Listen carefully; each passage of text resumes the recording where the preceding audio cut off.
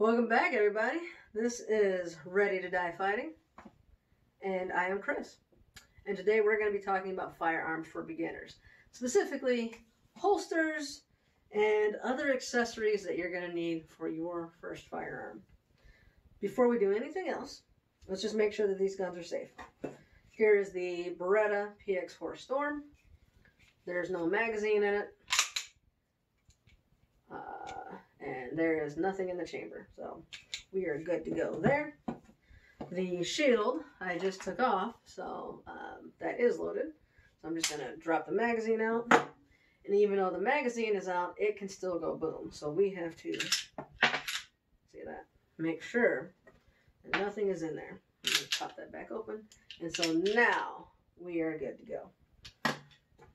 I'm going to move those off to the side, just so that to be sure there's no accidents. And then I have the shotgun here, and nothing in it. It's hard to hold with one hand like that. Alright, so there we go. We're safe. So let's talk about holsters. When I first bought my gun, the PX4 Storm, I went to the store, I'm all excited. I bought the gun, and a box of ammo, and that's it. Even though it was my intent to have the option to carry, I couldn't at the time. I didn't have my CPL yet, and I didn't really intend on carrying it. I wanted the option. I didn't have a holster, so I couldn't carry it. And the point of a holster is really I'd say two main points. One, and the main one, is if you have your gun like this and you just stick it in your pants or in your purse or your backpack or whatever, anything can get into this trigger opening. Pencil, some lipstick, your zipper, just your clothes in general, your finger by accident, whatever. And this trigger can be pulled by accident and it'll fire. That's no good. A holster's main job is to cover that trigger. Come a little closer so you can see. See that? The trigger is completely covered.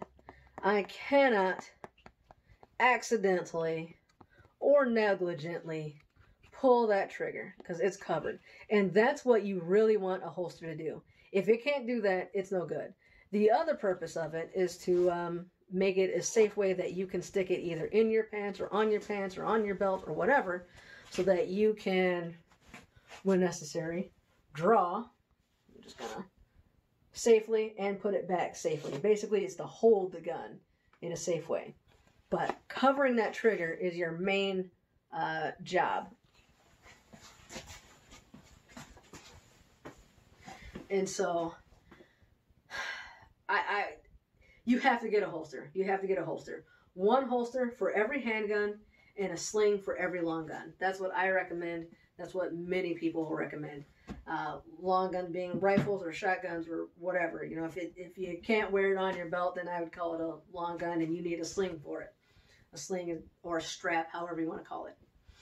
But let's just go over some of the different types. So here is, and it might be easier for me to, so this is just a really cheap universal holster. I'm just going to come out right and say, don't buy this. Don't buy this. I mean, if this is the only thing you can afford, fine, until you can save up some money and get something else. But don't get this. It's not shaped specifically. It's not designed for any specific gun. You know, let's go backwards. Let's talk about the pros first. It is inexpensive. You can fit multiple guns in it, so I guess that's a pro. You can have one holster and cover several guns. So, yeah, that goes against what I just said about one holster for every gun, but whatever. If that's what you want. It is ambidextrous, so the belt loops are on both sides. And the way it works, let's take that belt Yeah, you just run the belt through there like so. I shouldn't have worn a black shirt. Get some more contrast, but that's all right. And yeah, you just put it around your body, either on the left-hand side, or you can flip it around and go onto the right-hand side.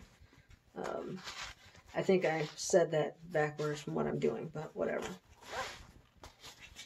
Or not. Yeah, there we go. Boom. So that works. You got this metal clasp that's going to hold it in place. So the gun goes in this way, and this will clasp over the back of it. It does work. And the reason why I bought this is I bought it specifically for camping and hiking. My thought process was that I wanted something that I knew was going to hold the gun securely, so that if I fell down a ravine, the gun wouldn't fall out. And then it's padded, so the gun would also be protected. My leg would be protected. It seemed like a good idea at the time. However, this thing, it's very floppy. It's very loose. So it moves around a lot while you're wearing it.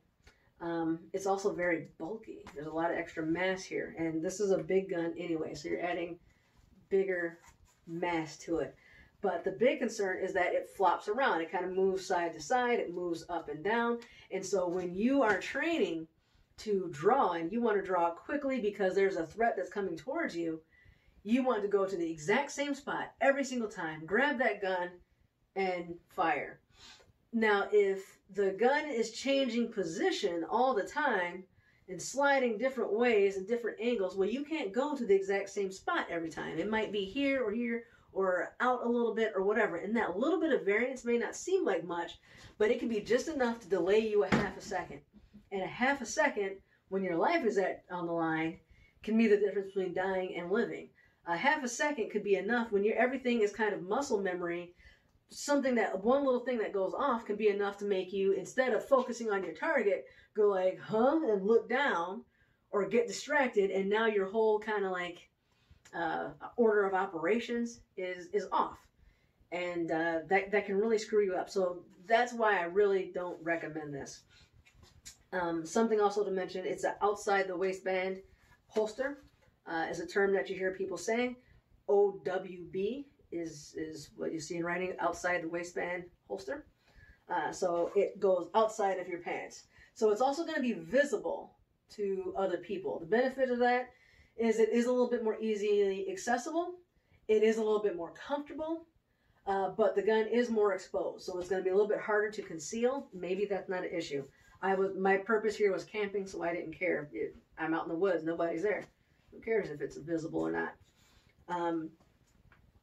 It's also going to be more likely to print, meaning even if it's underneath your shirt or your jacket, you might still see the outline of the gun. And so that's printing. And then people will be able to tell you have it. Generally speaking, people aren't paying attention. Everybody got their phone, face buried into their phone, and they're not really looking at you. So I've heard stories of people just open carrying and people not realize it. That's entirely possible. But if it's something that's important to you, be discreet. Outside the waistband, certainly something like this may not be the way you want to go. Excuse me. Oh, I thought I was going to sneeze again. Yeah. So, another option. This is a Safariland, and this is also an outside the waistband holster. This one is specifically designed for the M&P shield. Let me walk over there again. I forget what they called it exactly, but it's got an active retention. So this button here locks the gun in.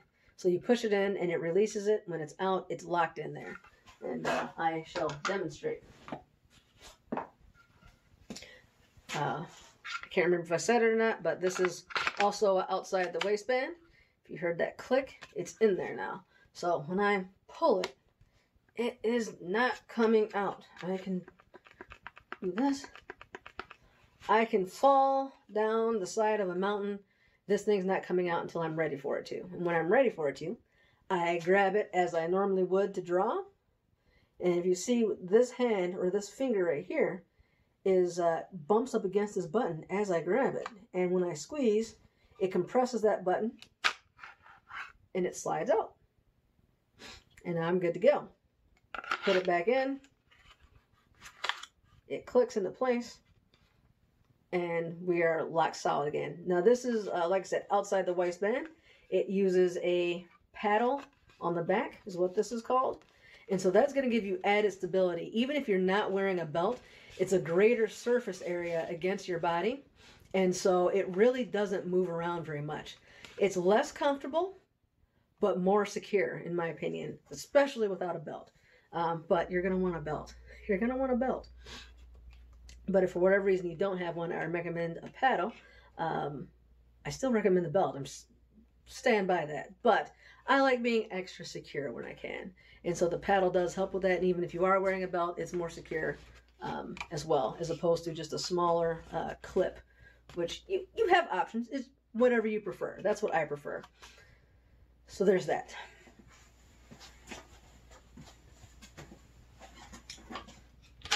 Let's see, the other option that I have that I use for the shield, and this is the one that I carry the most, is just the sticky holster. And it slides in. There's no clips or anything. It just slides in. And it's kind of funny that way. Now, look at that. All right, so, but it's this funky material where it actually doesn't feel sticky, but it does stick. And this is great for pocket carry. Just sticking the gun in your pocket, and it will just friction. It'll kind of stay in position. So when it's in your pocket, it typically doesn't go all wonky. It kind of stays however you put it. If it's up against your skin, like, and this is going to be an inside the waistband carry, IWB, it's up against your skin, and however you place it, it sticks. So if you want it in your pants, and you can go straight up and down, you can do it at an angle, whatever's more comfortable to you, different positions. It's fantastic, and it's super comfortable. I forget that I'm even wearing this. That's how comfortable it is. And I've never had an issue with it falling out. I've never even really worried about it. I do keep the Safariland holster in the car. And say if things are bad enough that I'm grabbing, let's do that. If I'm grabbing my bug out bag, which I've said before, I don't even really consider it a bug out bag, but let's just call it that for now. If I'm grabbing my bug out bag, I'm going to switch to this holster because it is more secure. I trust this more, like I said, falling down the stairs. I don't know about falling down the stairs with this or falling down a ravine. I think it would be okay, to be honest. I really do. Because I've worn it so much. I mean, I'm wearing this every single day, almost all day. The gun is almost always on me unless I'm someplace where it's not allowed, even in the house. And even while exercising and stuff, I've never had an issue with it falling out. So I really don't worry about it too much. But if things are bad enough that I'm grabbing a bug out bag and taking off on foot, I'm taking this instead. I'm going to switch them out just to be safe. I'll probably bring this with me anyway. But I've even fallen asleep with this. Like, I fell asleep on the couch. I can't tell you how many times wearing this thing. I'm fine. And it's also really nice just as a protector. Like if it's in the case or, you know, if it's locked up in some kind of way, I like putting it in this just because it's a nice cushion protector, keep the gun dust free and, you know, not getting scratched up. So I like the sticky holster. Recommend them. Doesn't have to be this brand. A lot of companies make this, but this style anyways. But I like these a lot.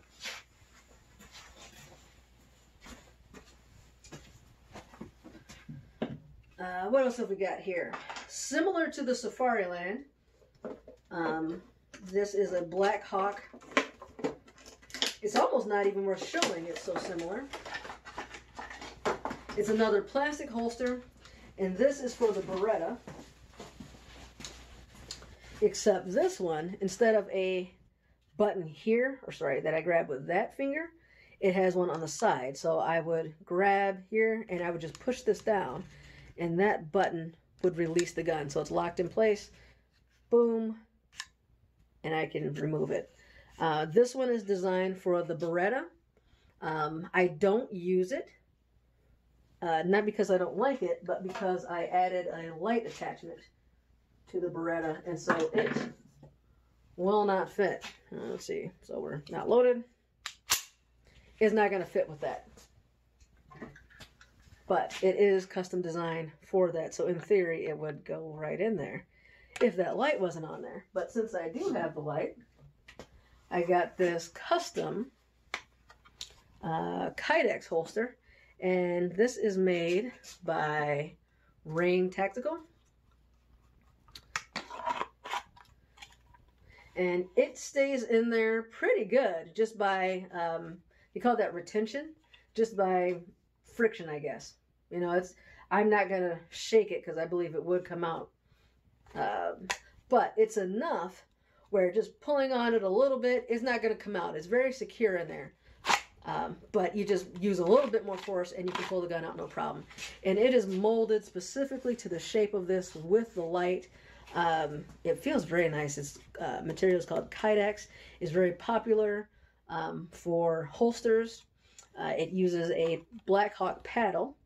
So they didn't make the paddle. They just added it in. I had the option of either a clip or a paddle. But because this is such a heavy gun, I like using paddles with it. Like I said, more stability, more security.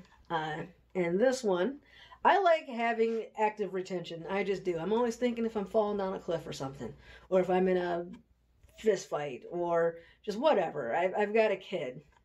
And so this one, it uses a strap that you fold over the top, and now we're good. It's not going to fall out. I feel very confident and safe that we're good there. And to release this one, it's instead of being down here or on the side, you use your thumb. And let's see. There you go. So use your thumb and you push this outward. So this would be, this would be like against my body, not this high up on my boobs, but against my body this way. So I'm pushing it towards, I would push it towards myself with this thumb, which I can't do that from this position to show you, so I'm using this hand.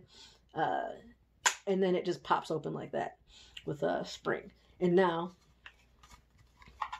I can pull it out. And this is another one of those things where this is kind of a funky operation. I don't know that I would want this for a quick draw type of scenario, especially since I would have to, my thumb doesn't naturally go here when I'm drawing the gun. My thumb is down here. I liked it better when it was on the Safariland and the Black Hawk. It was where I didn't have to move my hand really. When I draw, this finger is right here. So pushing a button there is going to happen automatically. I don't really have to consciously think about it. This hand automatically goes here. Pushing a button there is no problem because it's already there. This is not where my thumb goes. So that's a conscious thing I have to do.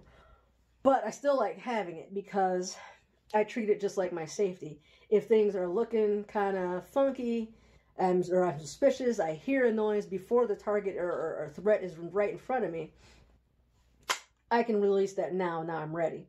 Release that, take my safety off, and now I go inspect and see what's going on. And this isn't a carry gun anyway. This is more of a sidearm that I would carry it as a backup to the rifle or the shotgun. I have a different mentality around this one. So I'm not concealed carrying this. So I feel like the element of surprise is less likely with this guy. This is more of a, which is why it has the light on it. You know, I'm going to talk about that later. We'll talk about that later. Philosophy behind the different firearms. We'll make that a different video. This one's going to be long enough as it is. So that's holsters for the firearms themselves. The other thing is if you are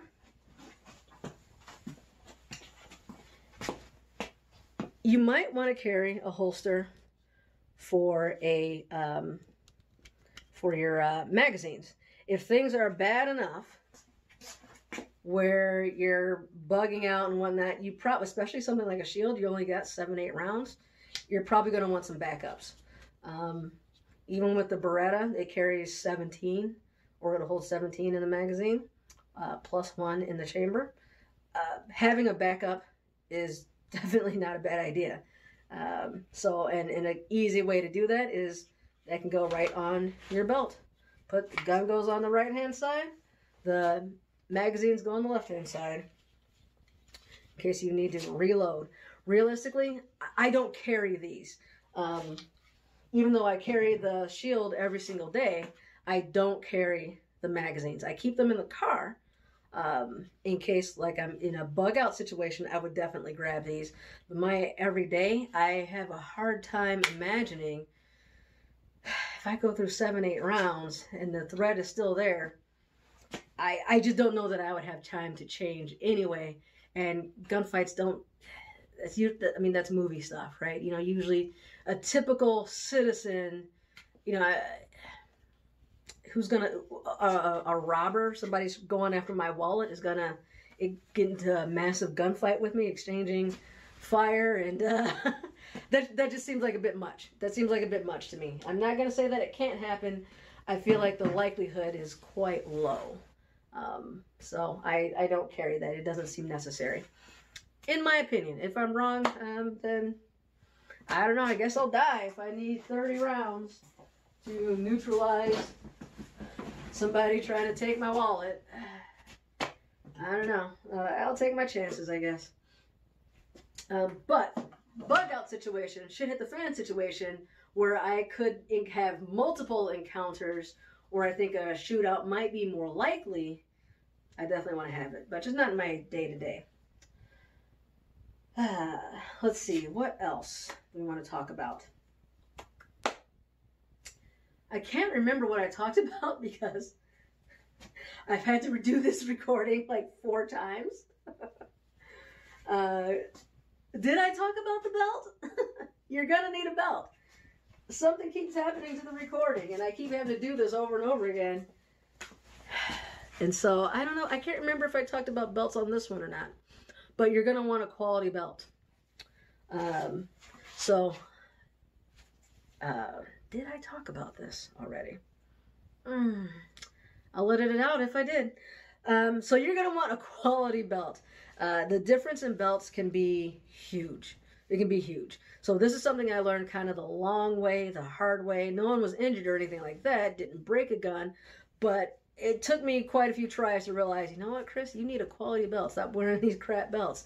And this is the 511 double duty. It was only like $25 or so. And it's a nice rigid material where, let's see. So it goes on. So this is another option for the Sherpa, the Black Hawk. So you can mount the gun that way. And so with this being nice and rigid, guns are heavy. Up against your body, this is going to stay put. Putting that weight on there, it's not crumpling. And what I've noticed is that cheap belts, shouldn't even say cheap, but belts that aren't designed for this purpose, they'll start to kind of collapse under the weight, or they'll bend this way and things like that. And so it's not going to hold the gun as stable and as secure. And going back to that idea of you want to be in the exact same spot all the time, it could eventually even damage the belt over time as you're running around, moving around, even if you're just pretty sedentary. Just the weight of that gun is going to start to crush the belt, and it becomes a problem. So get a quality belt that is designed for tactical purposes. It's going to be nice and thick like this. It's going to be a rigid material. It could be leather. It could be nylon. There's multiple different brands and styles. Pick one that you like and wear it. Use it whenever you're carrying as much as possible. You know, I would say all the time. The exception being, you know, sometimes some people pocket carry. And that's fine if that's what they want to do. You could have an ankle rig. You could do other things. So I shouldn't say all the time. But as much as possible, as much as makes sense, wear a belt and make sure it's a quality belt.